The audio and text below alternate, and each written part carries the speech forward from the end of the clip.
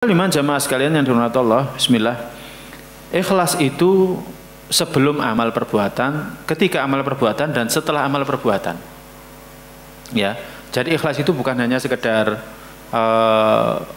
ketika kita beribadah, tapi sebelum ibadah kita juga harus ikhlas nata hati kita. Apa motif kita, maksud kita?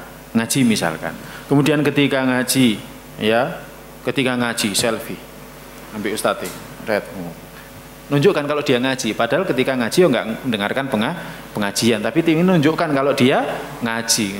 Dia dikatakan, oh biasanya orangnya ikut pengajian. Nah demikian juga selepas ngaji, ya kan, tetap harus dijaga keikhlasannya. Ya sebagaimana tadi, ya saya ngaji kok nggak ada yang nge-like sih, tolong like, misalkan kayak gitu, ya di media sosial.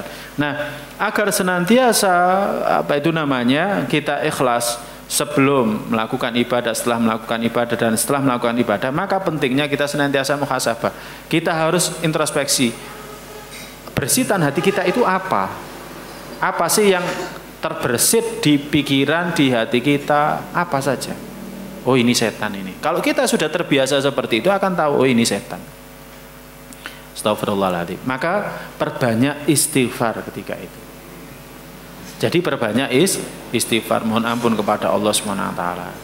Dan yang tidak kalah penting, ya muhasabah, kemudian istighfar, dan yang tidak kalah penting adalah berdoa. Ya Allahumma taqabbal minna innaka antas samiul alim wa tub alaina innaka antat tawwabur rahim.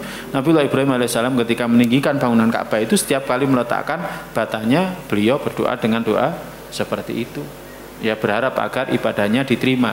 Nah, kenapa harus seperti itu? Karena fokus kita hanya kepada Allah. Kita melakukan ini adalah hanya kepada Allah, bukan kepada selain Allah. Allah Ta'ala bishawab.